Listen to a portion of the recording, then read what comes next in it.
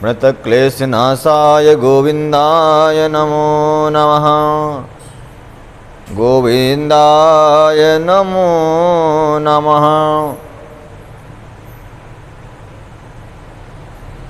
कल आपने श्रवण किया भरत, लक्ष्मण और शत्रुघ्न का विवाह।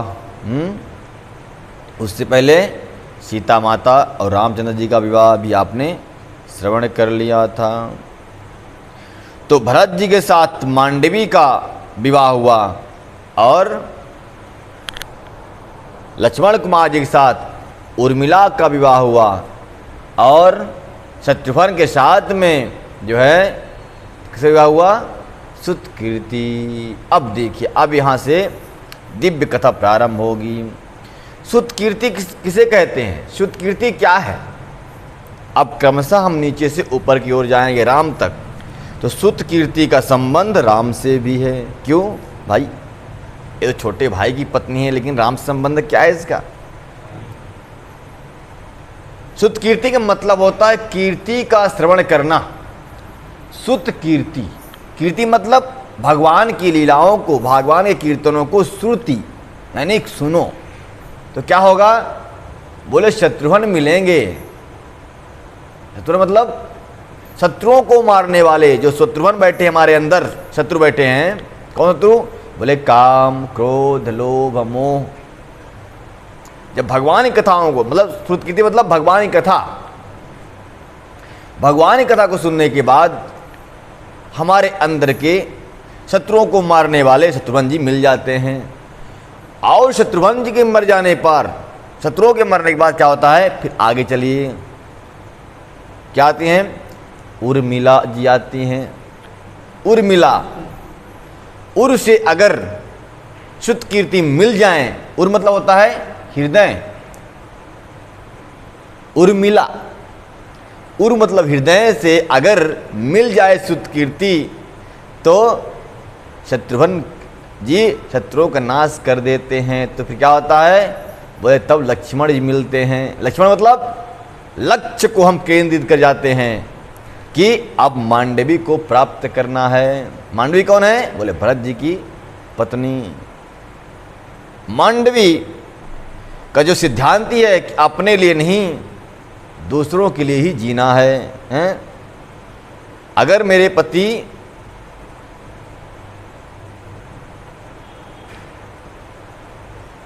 दुखी हैं तो हमको भी सुखी रहने के अधिकार नहीं है, हैं? पति की आज्ञा का पालन करना मेरा परम धर्म है। मांडवी, मांडवी के बाद हम आगे बढ़ेंगे।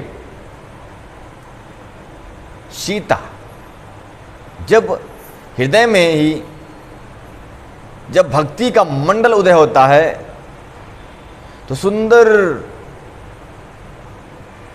सारे के सारे संताप क्लेश जब मिट जाते हैं तब हमको सीता जी प्राप्त होती हैं। जब सीता जी प्राप्त होती हैं तो शीतलता प्राप्त हो जाती है। सीता, शीतलता को प्रदान करने वाली हैं सीता माता।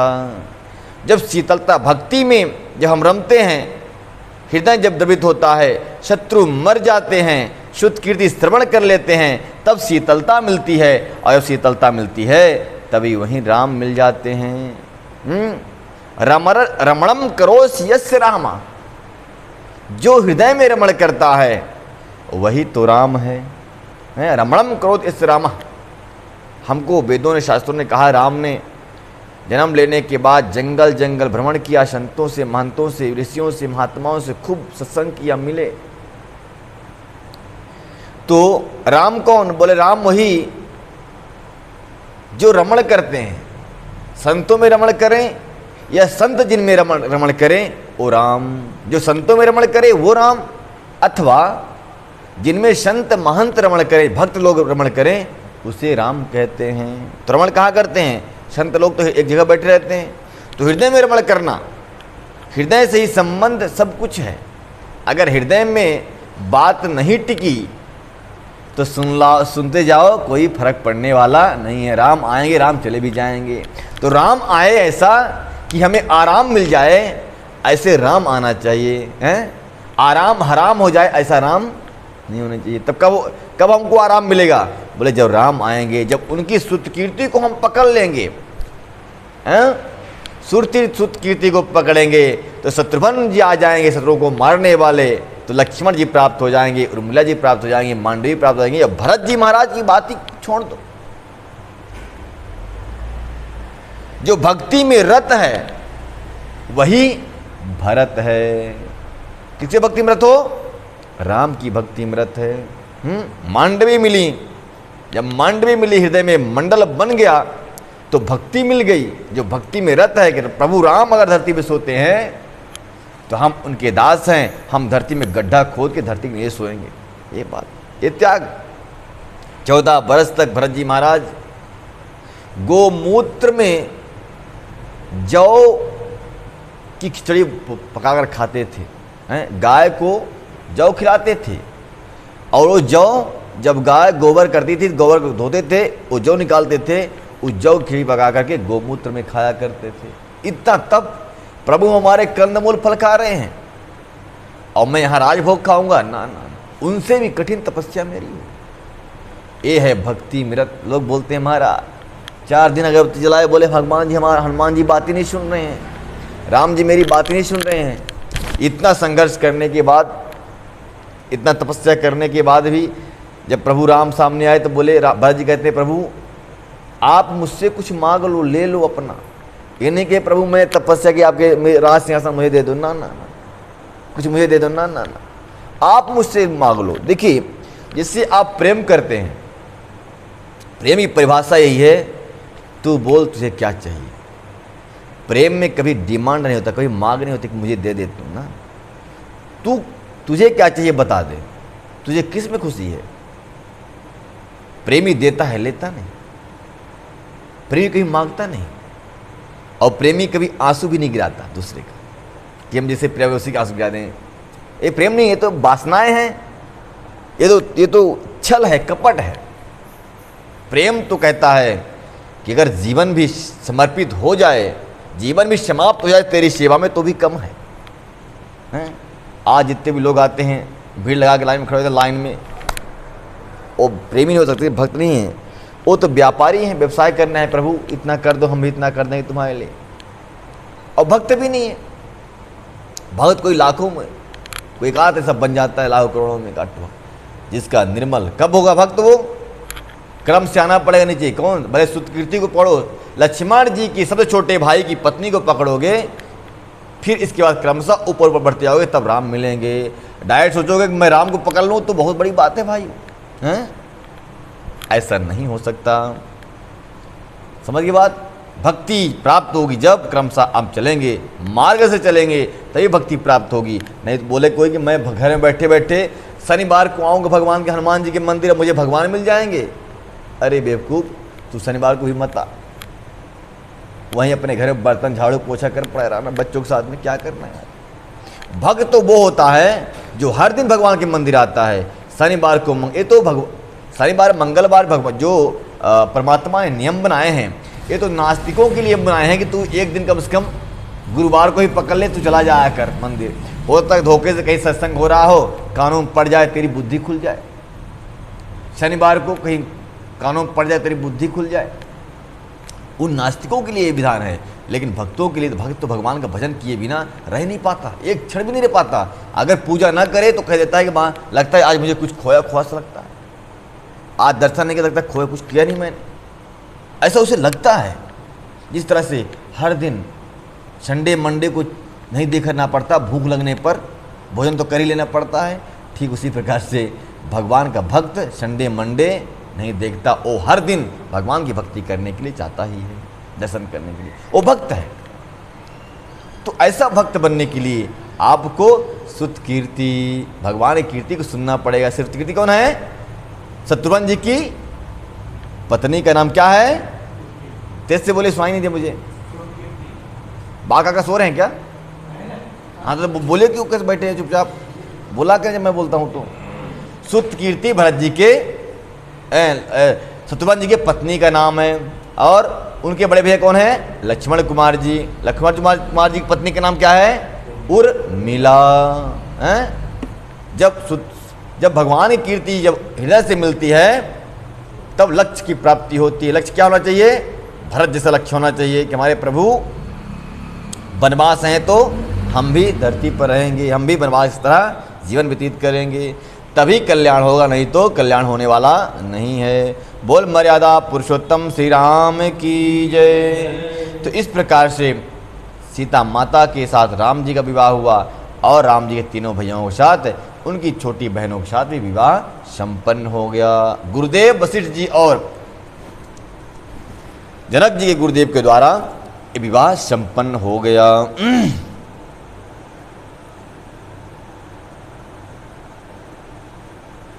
श्री गोस्वामी जी वर्णन करते हैं, अपने चारों पुत्रों की चारों वधुओं को देख करके दशरथ जी को जो आनंद प्राप्त हुआ उसका जो वर्णन किया नहीं जा सकता। मानो ऐसा लग रहा था दशरथ जी महाराज को कि मुझे धर्म अर्थ काम मोक्ष सब कुछ साथ में ही प्राप्त हो गया और सब कुछ मेरे सामने प्रकट होकर खड़े हुए हैं। कौन कौन? अपने अपने पत्नियों के साथ अपने चारों पुत्रों को देख करके दशरथ जी को ऐसा भान हुआ, ऐसा प्रतीत हुआ, ऐसा लगा। उस समय का जो उन्हें सुख प्राप्त हुआ, कहते हैं गोस्वामी जी कि शारदा शेष भी वर्णन नहीं कर सकते कि उनको कैसा सुख प्राप्त हुआ। अद्भुत कुछ ऐसे वाक्य होते हैं, कुछ ऐसे एहसास होते हैं जो शब्दों से आदमी बखान नहीं कर सकता, और कुछ ऐसे शब्द हैं जो व्यक्ति लिख भी नहीं सकता। हमारे गुरुदेव थे, स्तोत्र बोल रहे थे, स्तोत्र बोलने लगे तो जो मूर्ख लोग थे हंसने लगे, बोले ये क्या बड़बड़ कर रहे थे। विद्वान लोग चकित हो गए, वाह इतना विद्वान है ये श्लोक। जो व्यक्ति बोल नहीं सकता, जीवा लपट जाती है आपस में, ऐसे स्तोत्र को बोल रहे थे फटाफट। मूर्ख लोग सोच रहे थे क्या बक बक कर रहे।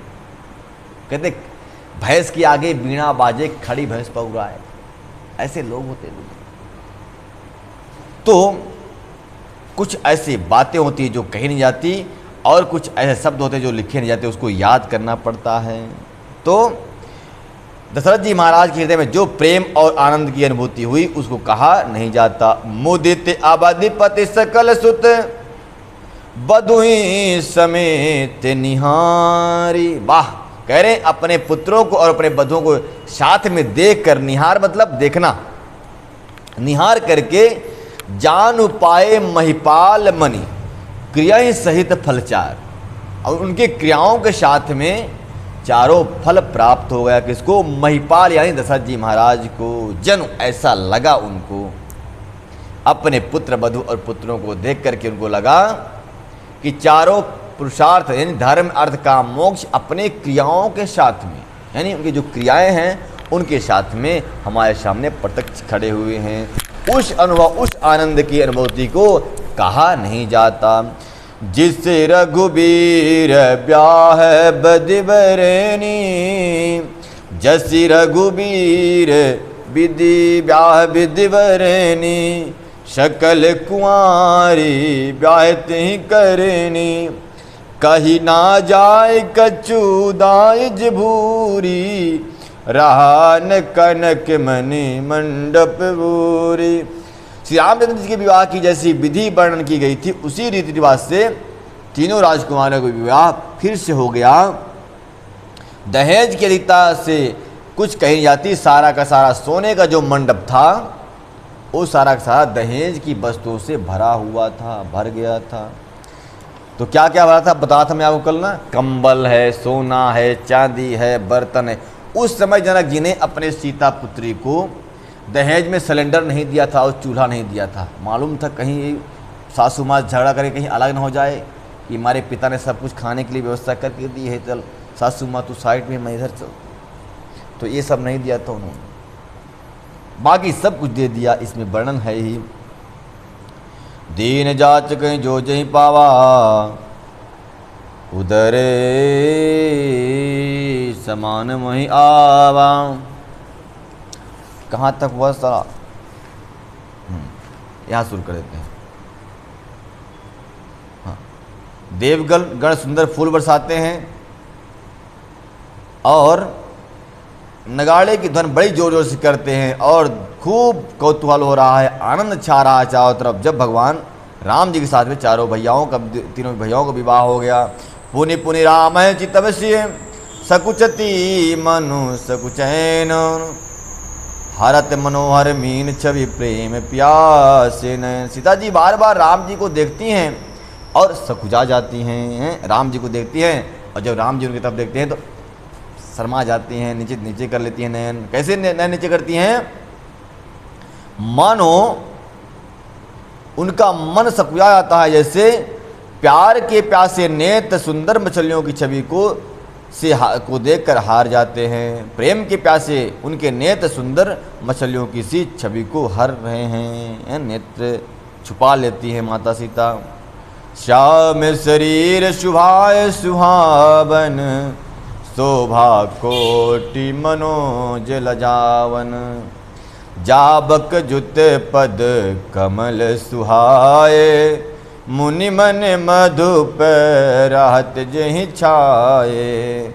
जाचक जतु पद कमल सुहाए, मुनि मन मधुप रहत जहि छाए। कहते हैं श्याम शरीर शुभाय शुभावन, भगवान राम का जो श्यामल शरीर है स्वभाव से ही बड़ा प्रिय है।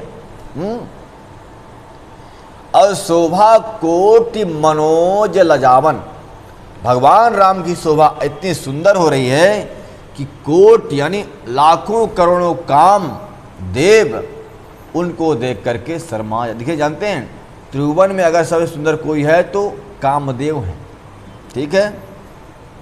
जो सुंदरता आपको स्त्री में पुरुष में दिखाई पड़ती है वो कामदेव की छलकाई हुई कुछ निर्मल जो है तो वस्तु है, निर्मल मल है उनका, दे दिया छलका दिया, थोड़ा सा लोगों को प्राप्त हो गई थोड़ी सी रति और काम की देन। परंतु राम जी की सुंदरता को देख करके लाखों करोड़ कामदेव शर्मा जाते हैं, लजा जाते हैं। इतने सुंदर है प्रभु राम, उनका वर्णन नहीं कर सकते सुंदरता का। और जाबक अच्युत पद कमल सुहाए, जिसको श्री राम जी के चरण कमल सुहाते हैं ऐसे मुनि मन मधु पर रहत छाए। बड़े बड़े महात्मा संत जिनके चरण कमलों में भौरे के समान छाए रहते हैं, ऐसे चरण कमल को बड़े बड़े मुनि छोड़ना नहीं चाहते। वही राम आज यहाँ विवाह करने के लिए आए हुए हैं, सीता से विवाह कर चुके हैं। पीत पुनीत मनोहर धोती, हरति बलबाल रवि दामिनी ज्योति। पीत पुनीत मनोहर धोती, हरति बाल रवि दामिनी ज्योति।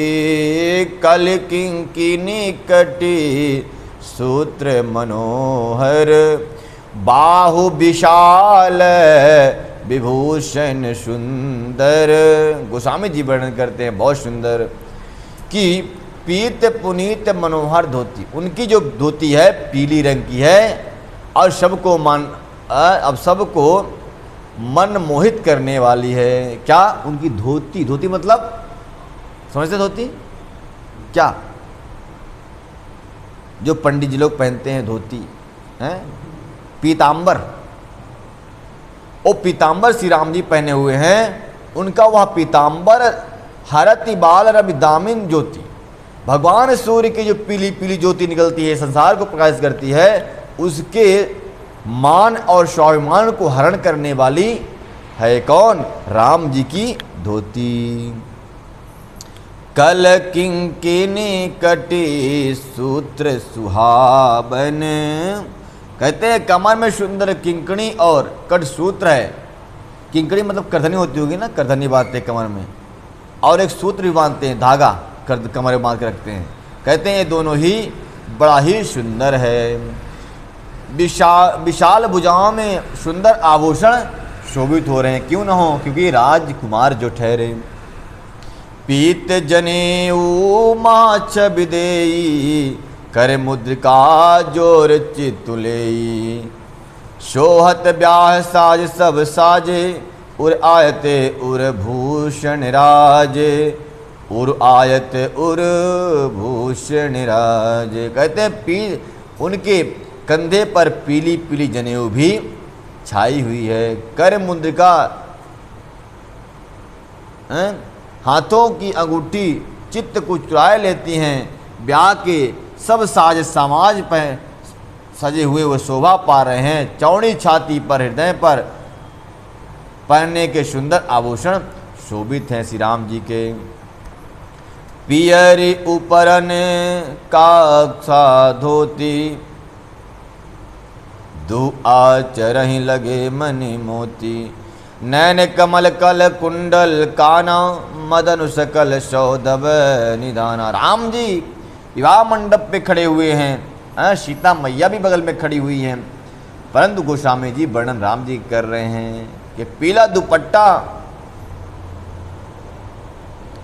जनेऊ की तरह शोभित है, यानी पीला दुपट्टा राम जी है जो कंधे पर। तो ऐसा करके उन्होंने यहाँ पर ऐसे बांध लिया है, ला करके इस दुपट्टे को ऐसा खोला, इधर से ले जाकर इधर ऐसा बांध दिया है जनेऊ की तरह, और सुंदर शोभित हो रहा है। दो आचरण लगे मन मोती, ऐसे लग रहा है मन को जैसे मणि से बना हुआ हो। नैन कमल कल कुंडल काना, कानों में कुंडल है, और नैन जो उनका नैन जो है उनके कमल के समान सुंदर दिखाई पड़ रहे हैं। बदन सकल सौंदर्य निधाना, सकल सारा उनका शरीर, उनका बदन जो है सौंदर्य का खजाना ही प्रतीत हो रहा है। सुंदर भ्रिकुटी मनोहर नासा, भाल तिलक रुचिरता निवासा। सोहत मौन मनोहर माथे, मंगलमय मुकुता मणि माथे। कहते हैं उनकी भ्रुकुटी बड़ी सुंदर है, यानी भ्रुकुटी मतलब होता है भौहें। बोल मर्यादा पुरुषोत्तम श्री राम की, सीता मैया की, गोस्वामी तुलसीदास जी महाराज की।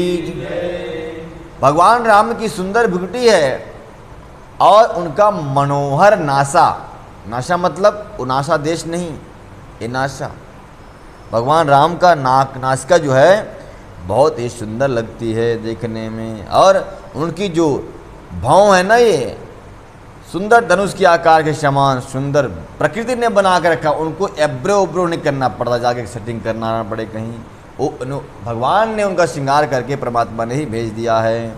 सुंदर हैं। भाल तिलक रुजिता निवासु, भाल मतलब होता है ललाट, ललाट पे राम जी के क्या है, तिलक है। और जो राम भक्त होते हैं वही तिलक धारण करते हैं, बता रहा हूँ, याद रख लेना। कथा सुनने से काम चलने वाला नहीं है, अगर आचरण नहीं करोगे तो खट्टी कर हो जाओगे मुझसे। सुंदर भ्रुकुटी है, मनोहर नासिका है, भाल तिलक रुजता निवास, उनके सुंदर ललाट पर तिलक का निवास होता है।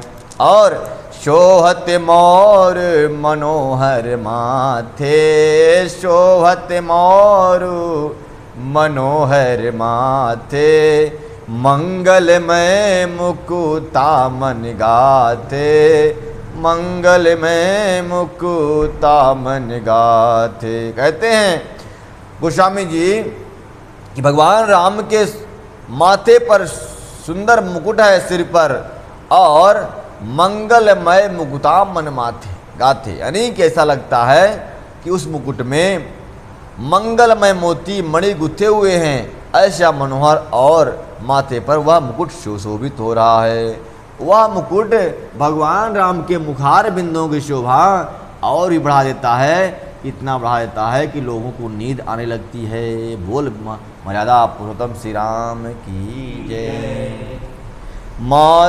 माथे महामणि मोर मंजुल अंग सब चित चोरही, पुरनारी सुर सुंदरी बरही, बिलोक सब तिन तोरही।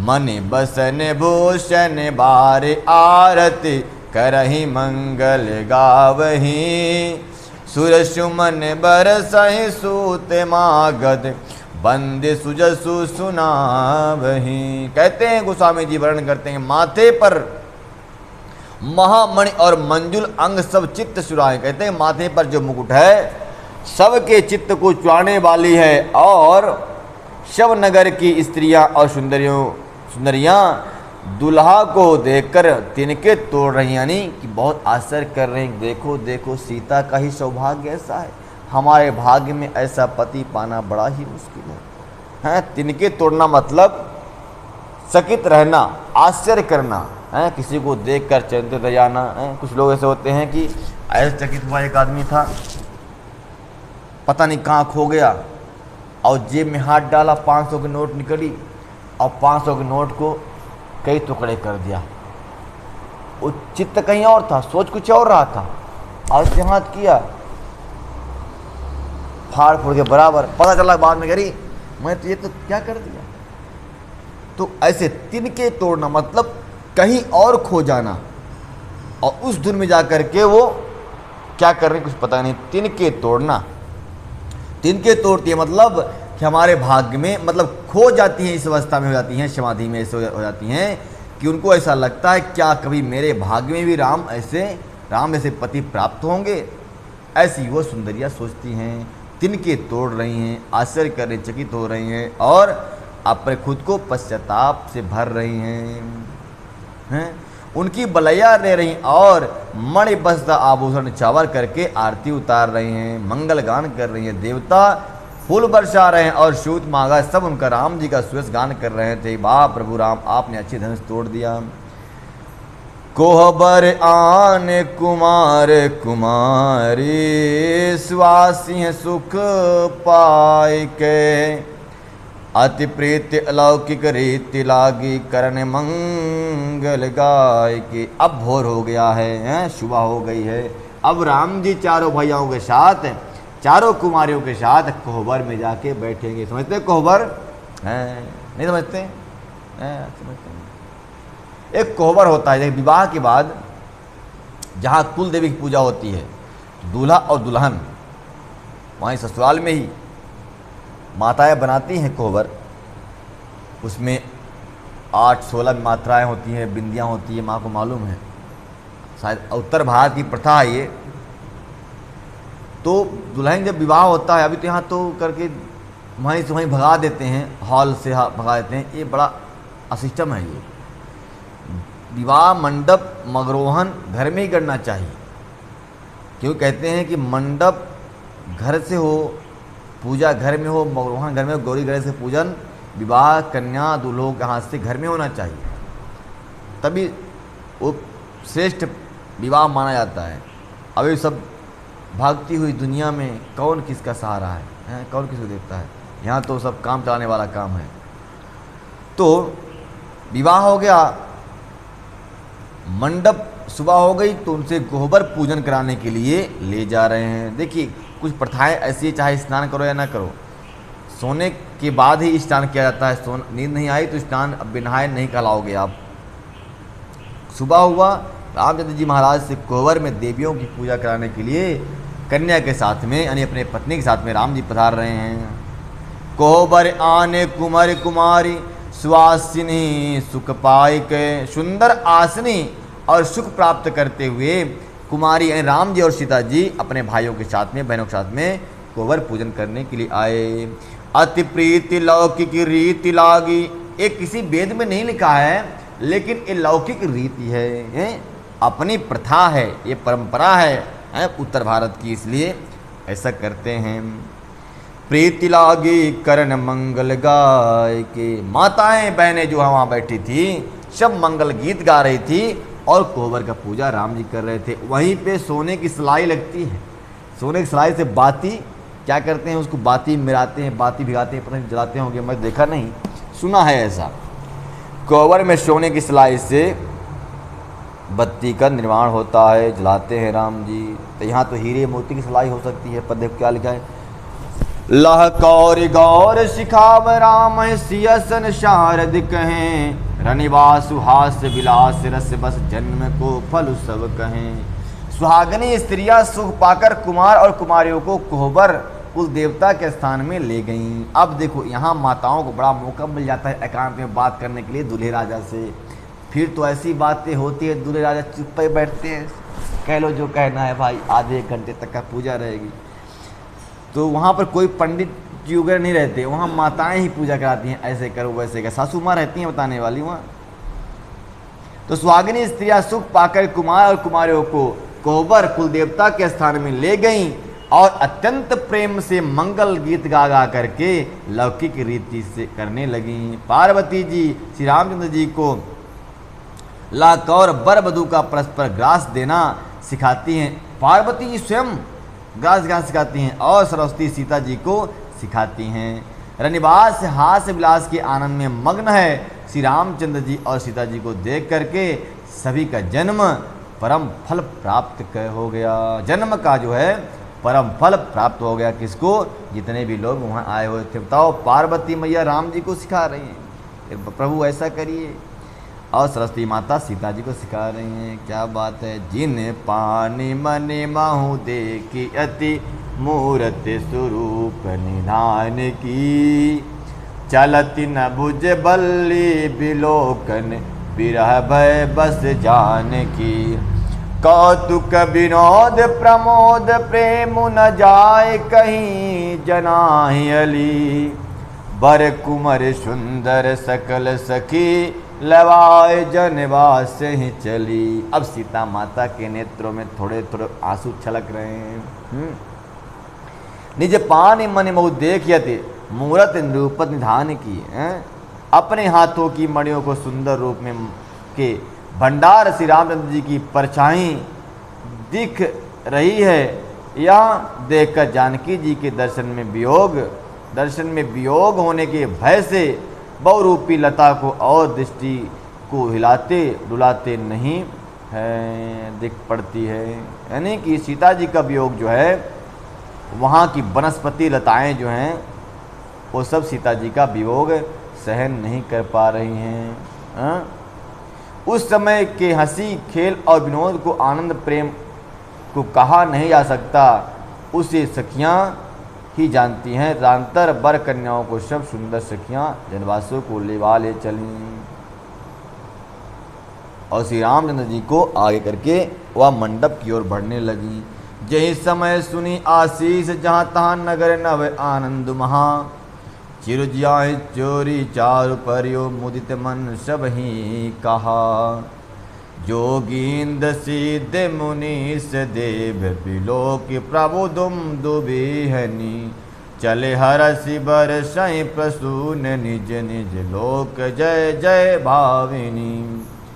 उस समय नगर और आकाश में जहाँ तहाँ वहीं सर्व आशीर्वाद की ध्वनि सुनाई दे रही है और महान आनंद छा गया है। सभी ने प्रसन्न मन से कहा कि सुंदर चारों जोड़ियां चिरंजीवी हों।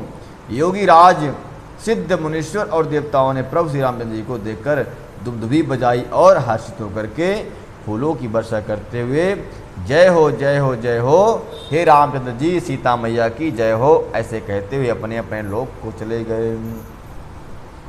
सहित बधूटि कुमर शव तब आए पितु पास। शोभा मंगल मोद भरी उमग्यू जनु जनिवास। सहित बधू है कुमार सब। रामचंद्र जी अपने भाइयों के साथ में और अपने पत्नी उनकी सीता जी के साथ में सब के सब अपने पिताजी के पास आ गए हैं। ऐसा मालूम होता था मानो शोभा मंगल और आनंद से भरकर जनवास उमड़ रहा हो।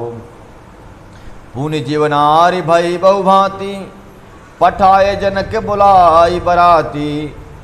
परत पावड़े बसन अनुपा सुतहि समेत गवन कियो भूपा।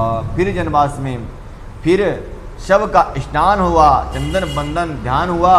इसके बाद राम जनक जी ने सबको भोजन करवाया। पुण्य जीवनार भई बहुभांति, अनेक प्रकार से 56 भोग इत्यादि राशि भोग लाया गया। और राम जी के साथ में तीनों भैया ने भोजन किया। सारे के सारे बराती शहीद दशरथ जी महाराज भोजन किए। पठाए जनक बुलाए बराती, बुला करके भोजन कराया। और फिर परत पावड़े बसन अनुपा सुरत समेत गवन कियो भूपा। इसके बाद फिर बहुत प्रकार से रसोई बनी गई और बरातियों को भोजन कराया गया। दशरथ जी महाराज ने पुत्र सहित गमन किया। अनुपम वस्त्रों के पावड़े पड़ते जाते थे। हैं अनेक प्रकार के वस्त्र जो हैं उनके मार्ग में ऐसे बिछा दिए जाते थे। सादर सबके पाए पखारे, यथा जोग पीढ़ई बैठारे। धोए जनक अबधपति चरना, धोए जनक अबधपति चरना। शील स्नेह जाहि नहीं बरना, शील स्नेह जाहि नहीं बरना। कहते हैं सबको दशरथ जी ने सादर शव के पाय पखारे। शव दशरथ जी जनक जी ने शव के पाँव को पछाड़ा, यानी पाँव को धोया। यथा जोग पीढ़े बैठा, सबको जिस योग जो था उसको उसके आसन में बैठाया गया।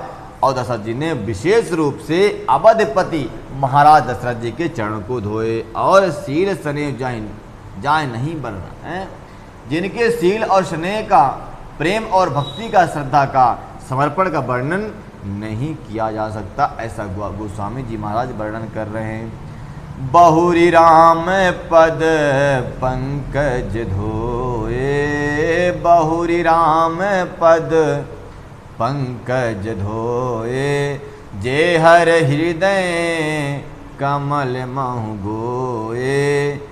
तीनू भाई राम सम जानी, धोए चरण जनक निज पानी। जनक जी ने बहुत प्रकार से राम जी के चरणों को धोए। उन चरणों को राम को धोए जनक जी ने जिस चरण को श्री भगवान शिव जी अपने हृदय में धारण करते हैं, उसी चरण को जनक जी ने धो लिए। और सादर तीनों भाई राम समझानी हैं, जनक जी ने राम के समान ही लक्ष्मण भरत शत्रुघ्न को भी जानते हैं, मानते हैं। ये नहीं कि मेरा दामाद है तो उसको ज़्यादा मानूं, उसको कम मानूं, ऐसा नहीं।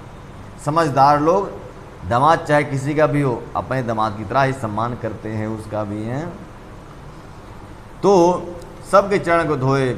और धोए चरण जनक निज पानी, निज पानी, हाँ निज जनक जी स्वयं ही पानी से चरण को धो लिए। आसन उचित सब नृपति ने, बोली सूप करी सब दीने। सादर लगे परने पनवारे, कनक कील मन पान सवारे। राजा जनक जी ने सभी को उचित आसन दिए और सब परसने वालों को बुला लिया। सादर आदर के साथ में राजा ने पत्तले डाले और मणियों के पत्तों से सोने की कील लगा करके बनाई गई थी। मणि है, मणि का परत रहा होगा है, मणि की पत्तल और उसमें सोने की कील लगाई हुई थी। जैसे अपने होता है पत्ता, आम का पत्ता या महुआ का पत्ता, उसमें बांस की कील लगाते हैं ना, वहाँ ऐसा नहीं था। वहाँ मणियों की पत्तल थी, उसमें सोने की कील लगी हुई थी। उसमें दशरथ जी महाराज भोजन कर रहे थे। सबको यथा योग्य आसन दिया गया बैठने के लिए, सब भोजन करने लगे। आसन उचित सब नृपति ने, बोले सूप कही सब लीने। सादर लगे सन पनवारे, कनक कील मणि पान प्यारे। सारे सारे परोसने वाले भी आ गए। सुपोधन सूर भी सरप, सुंदर स्वाद पुनीत। छन महोत्सव के परुष को, चतुर स्वापर प्रवीण।